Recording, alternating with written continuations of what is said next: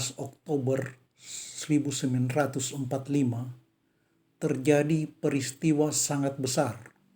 Terjadi perubahan sangat besar dalam struktur kekuasaan pemerintahan dan bahkan sistem ketatanegaraan Indonesia yang padahal baru berusia belum 2 bulan. Kekuasaan presiden diambil alih, dialihkan kepada Perdana Menteri. Sistem ketatanegaraan pun diubah secara radikal.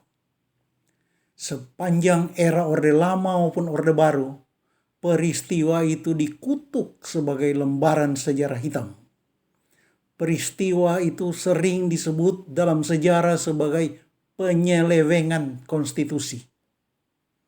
Tetapi, apa yang sebenar-benarnya terjadi? Apa latar belakang dan tujuannya? Selama ini, para penafsir sejarah dari setiap rejim hanya terus mengaburkan kisah tersebut. Penjelasan mereka bukan untuk memperjelas. Pada tanggal 16 Oktober itu, sidang pleno Komite Nasional Indonesia Pusat, KNIP. Sidang dibuka oleh Ketua KNIP, Meister Kasman Singodimedjo. Dan dimulailah babak-babak drama panjang di hari itu, 16 Oktober.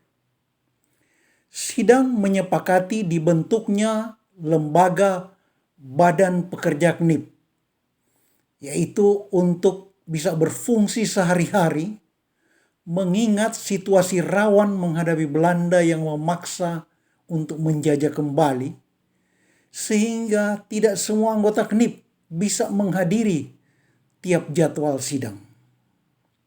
Tetapi tiba-tiba saat hendak membahas kepengurusan Badan Pekerja KNIP itu, tiba-tiba Sukarni berdiri dan berbicara sangat keras. Sukarni menuding semua pimpinan penyelenggara negara tidak layak. Karena katanya semua adalah kolaborator Jepang, antek-antek penjajah, harus diganti. Suara Sukarni menggelegar, semua perhatian tertuju padanya. Kita tahu pada saat itu reputasi Sukarni sedang di puncak-puncaknya. Karena ia yang memimpin para pemuda revolusioner untuk memaksa Soekarno dan Hatta memproklamirkan kemerdekaan. Mereka sampai menculik Soekarno dan Hatta. Sukarni pula yang berhasil memimpin konsolidasi dukungan rakyat akar rumput di seluruh Jakarta dan sekitarnya, sehingga rapat raksasa di lapangan Ikada sukses besar dan tanpa pertumpahan darah oleh tentara Jepang, seperti yang sangat dikhawatirkan semua pihak pada saat itu. Sukarni pula bersama Evert Langkai, Venje Sumual, MP Kanter yang meredam ekses revolusi pada Agustus 45 itu, sehingga sangat-sangat mengurangi korban di kalangan bangsa sendiri. Ya, orang Minahasa, Ambon, Cina, dan Indo dibantai, tapi berkat konsolidasi oleh Sukarni di kota-kota besar, jaringannya, sehingga ekses itu sangat-sangat terkurangi. Pendek kata, sebagai pejuang kemerdekaan, Bung Karni sedang menjulang reputasinya pada saat itu. Jadi, Sukarni adalah tokoh muda yang sangat didengar semua pihak. Maka, ketika Karni menuntut pimpinan harus diganti, Meister Kasman Singodimedjo yang memimpin sidang bertanya, jadi menurut Bung Karni, siapa yang lebih layak untuk memimpin? Sukarni langsung sebut Sultan Syahrir. Dan Karni langsung meminta Syahrir masuk ruang sidang. Langsung diantar ke depan, langsung mengambil alih pimpinan sidang, langsung pegang palu sidang. Saat itu juga, Badan Pekerja KNIP di bawah Sultan Syahrir memproses pergeseran KNIP dari fungsi pembantu presiden sesuai Undang-Undang Dasar 45 pasal peralihan, dari fungsi pembantu presiden menjadi fungsi legislatif parlemen, bahkan sebagai penetap undang-undang, jadi fungsi lembaga tertinggi negara. Bahkan sebagai fungsi penetap GBHN, bukan saja undang-undang. Perubahan tata negara ini ditandatangani oleh kepala negara yang dalam hal ini diwakili oleh Wakil Presiden Muhammad Hatta. Inilah yang terkenal dengan Maklumat Nomor X. Dengan kekuasaan yang sangat besar di tangan Syahrir itu, dikembangkanlah sistem yang dipandang lebih murni demokratis. Sistem kabinet parlementer. Pucuk kekuasaan pemerintahan berada di tangan Perdana Menteri, Prime Minister. Kekuasaan pemerintahan tidak di tangan Presiden. Nah, sebagaimana dalam sistem kabinet parlementer, faksi yang menguasai parlemen adalah yang berhak mengajukan Perdana Menteri. Maka semuanya langsung diproses dengan lancar. Tanggal 14 November 1945 itu juga, Sultan Syahrir menjadi Perdana Menteri. Dan karena situasi sangat genting menghadapi gempuran Belanda dan lain-lain, Perdana Menteri Syahrir merangkap Menteri Dalam Negeri menggantikan Raden Wiranata-Kusuma. Dan sekaligus merangkap Menteri Luar Negeri menggantikan Meister Ahmad Subarjo. Perubahan radikal tata negara serta struktur kekuasaan ini betul-betul bikin Bung Karno terguncang. Diberitakan Presiden Soekarno sampai perlu tetira di daerah pantai Carita sana. Menjadi pertanyaan, apakah semua yang terjadi pada hari itu, 16 Oktober itu, hanyalah suatu proses yang bersifat spontan, sebagaimana yang umum disimpulkan dari tampilnya Soekarni yang terkesan spontan itu? Apakah itu hanya proses dinamika politik yang wajar di tengah suasana revolusi, apalagi dalam negara yang masih amat baru itu? Sebagaimana banyak disimpulkan para sejarawan selama ini. Tidak.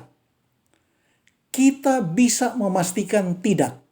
Semua itu by design.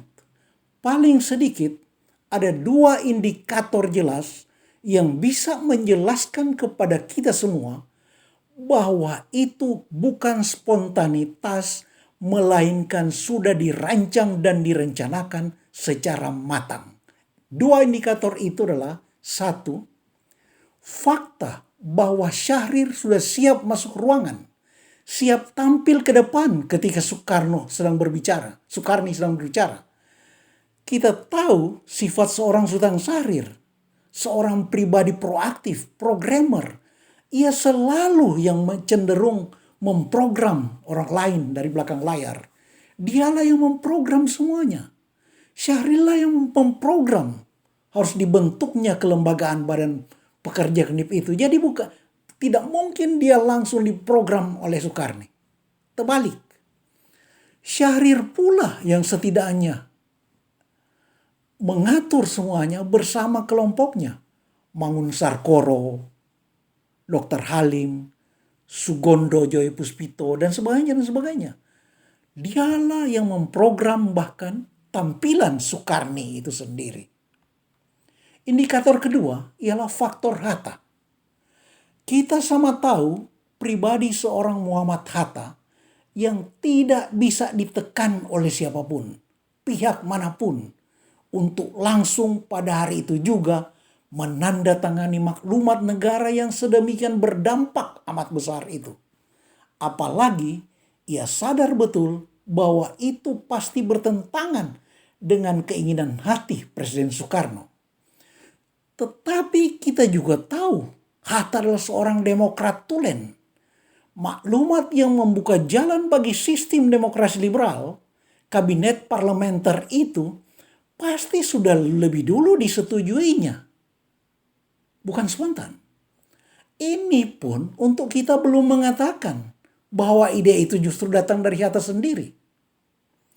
Hatta pula yang kemudian tak sampai 3 minggu besoknya menerbitkan maklumat 3 November yang menganjurkan masyarakat mendirikan partai-partai politik untuk melengkapi sistem demokrasi parlementer itu, sekaligus menggugurkan usaha Bung Karno untuk Indonesia menganut partai tunggal ala Uni Soviet. Jadi jelas drama panjang 16 Oktober tahun 45 itu, yang sungguh-sungguh dramatis itu, sudah direncanakan terutama oleh Syahrir dan disetujui Hatta. Tapi apa tujuan mereka? Apa tujuan Syahrir? Sebagaimana motif Hatta untuk merestui perubahan radikal tersebut, Syahrir pun sama tidak untuk ambisi kekuasaan belaka. Tujuannya adalah untuk suksesnya revolusi kemerdekaan bangsa Indonesia. Syahrir berusaha menghapus persepsi di pihak tentara sekutu bahwa negara yang didirikan di Nusantara pada Agustus 45 ini bukan warisan fasisme Jepang. Bahkan Indonesia adalah negara demokrasi, sungguh-sungguh demokrasi. Dan strategi Syahrir terbukti berhasil. Sekutu ternyata tidak secara otomatis memihak pada Belanda, yang kendati adalah anggota sekutu sendiri. Bayangkan kalau sekutu, pemenang perang dunia itu, dengan perlengkapan perang paling modern saat itu, bayangkan kalau sekutu berpihak pada musuh kita. Sekutu pula yang justru mengawal dan memfasilitasi ketika pemerintahan RI mengungsi ke Jogja karena Belanda sudah menduduki. Kalau tidak, sejarah pun akan lain, karena pasukan Belanda sudah menguasai sampai di wilayah pinggiran Jakarta Timur, tempat akan dilewatinya iring-iringan pemerintahan Indonesia yang akan ke Jogja.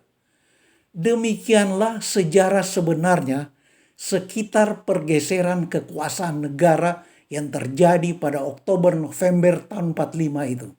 Kisah sejarah maupun setiap tindakan pelaku sejarah harus dipelajari secara kritis. Bangsa yang besar memang adalah bangsa yang menghargai jasa pahlawannya. Tetapi suatu bangsa hanya bisa mencapai peradaban setinggi-tingginya jika mampu mengkritisi sejarahnya.